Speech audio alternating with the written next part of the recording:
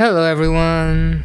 Oh gosh, I regret making this video. For Halloween, I'm gonna play 3 horror games: Little Nightmares, Soma, and Alien Isolation. I picked Little Nightmares like the coward I am, but soon realizes it is way too short to make a video on, so I installed Soma to pad this video a bit. And as for Alien Isolation, I didn't even bother because my poor heart can't handle it after playing the 2 former games, and so here we are. Little Nightmares. I'm gonna keep this brief like the game, but in all seriousness, I enjoyed the game more than I expected because it doesn't rely on jump scares to scare you.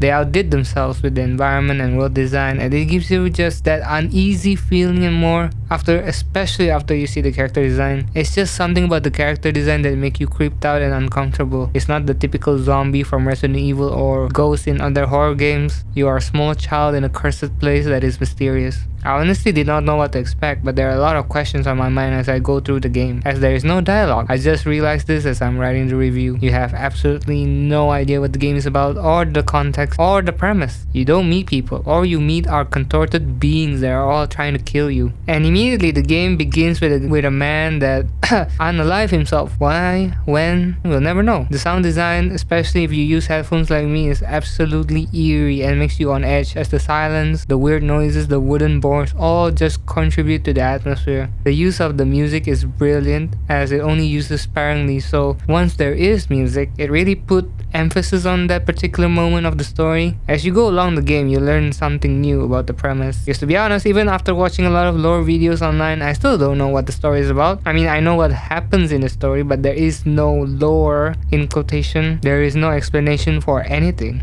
They really left it to the player's imagination. This game will definitely make your heart race, as it forces you to uncomfortable situations where you are chased almost constantly by misshapen beings of the world. And I don't know if they're really blunt or what, but for me, at least from my interpretation, the message is the rich eats the underprivileged people in the real world. Inequality, maintaining the status quo, or children are only seen and used and taken advantage by the elites to maintain the status quo. And yeah, it's mostly that. And there's a lady with the mask about never being enough because of all the broken mirrors in the game. So essentially, you can drop a lot of conclusion and interpretations from this game, but not everything was smooth sailing, as I think the biggest weakness of this game is the control, combined with the camera angle, which is 2.5D. Honestly, I don't mind 2.5D. It's just that adding it with the wonky controls just makes me frustrated. I cannot estimate or approximate whether I am a lion or not because it is 2D. So I fall to my death more times than I got caught. Even from just walking in a narrow pipe, I've fallen accidentally more times than I would like, even though I was aiming the joystick the same direction the whole time.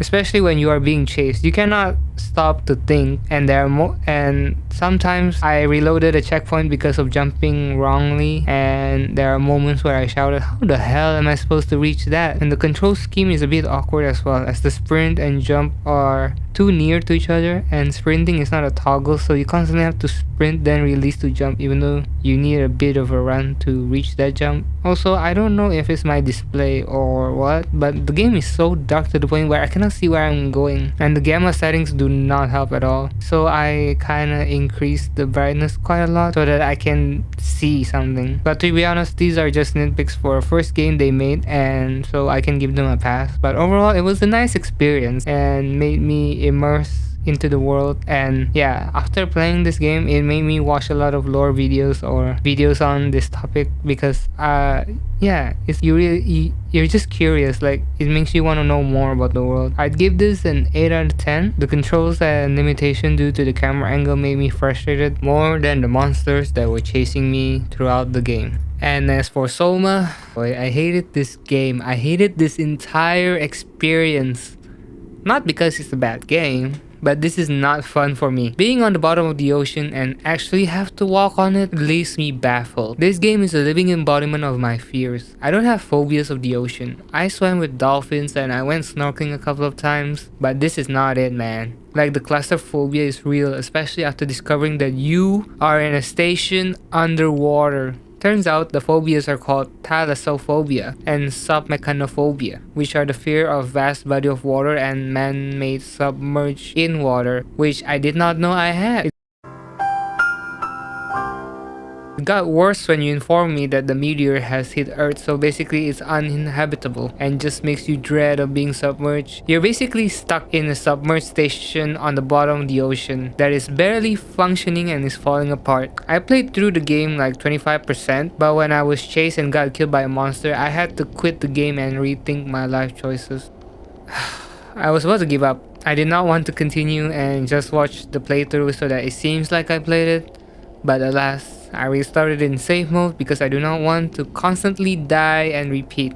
As if the game without the monster wasn't scary enough, they just had to add monsters that didn't kill you. Look, I've played Resident Evil 2 and 4 before, and that's probably the closest thing I've played to a horror game, but I wasn't scared because I can fight back. But not here. This is the type of horror that I absolutely hate because you cannot hit them back. Instead, I have to go to the direction where the monster noises are. This is probably the first time I procrastinated playing a game. I was like, oh, I need to do this chore first. Oh, maybe I should do this. Oh wow, this song sounds amazing. Just anything to play this game. But enough of my feeling. The game itself is excellent. I can give them that. Like I'm not gonna bash the game because I did not enjoy it. That's the whole point of the game. From a visual standpoint, I think the game aged fairly well. I'm still scared shitless due to the dark environment and the implications in the design of the world. Like what could possibly make a hole in that wall? Oh, why is there a blood trail? Why is the vent cover destroyed? Just like making you imagine the worst possible situation, taking advantage of your imagination. And the sound, my gosh, there are times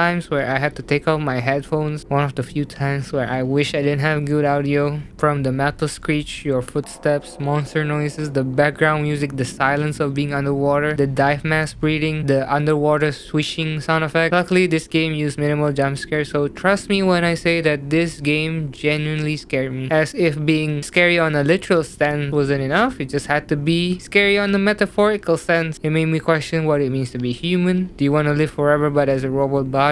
What is a consciousness? Is there multiple me's if my consciousness is copied? I'm surprised that the main character is willing to go this far for a digital heaven that there is a 50-50 chance of you not being able to go to the other side. I mean, I kinda get the logic. It makes sense that the original copy of the consciousness stays in that body because the whole game you were made to believe and told that it is transferring, but in actuality it is copying. So I understand both sides of the argument. One side complaining that it is messed up, that the original people, in quotation, can't actually enjoy Ark, the digital heaven, while the other is blindly ignorant of the fact that someone had to be left behind. My grievances from both games is that I never noticed how puzzle-oriented horror games are. Like, I thought that was a Resident Evil thing, but turns out it's not.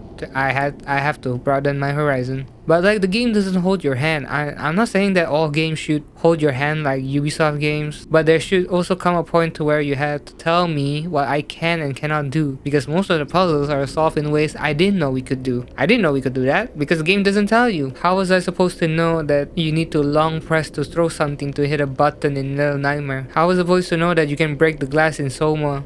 Because I was stuck in the first room. Like I didn't know. I saw the broken glass, but I was like, I didn't know that I could destroy it until I watched the walkthrough. So again, I'm not saying that all games should be holding your hand like God of War, where they constantly spout hints every few seconds, but at least give us the foundational rule and logic of the gameplay so that we can have some reference for the puzzles. But enough of that. In conclusion, I gotta admit, these are good games, but it's not for me. These games do not rely on jump scares, and that's what's terrifying. They let the environment and sound design do their job so that our mind with its infinite imagination would fill in the blank. And I declare, you hear me? I declare that I regret making this video because it is exhausting playing horror games. You are mentally tired and your heart rate is so high, not from exercise. So yeah, that was my experience. Will I be doing it again? I have no idea, honestly. But thank you for watching, and as for the next video, I have no idea.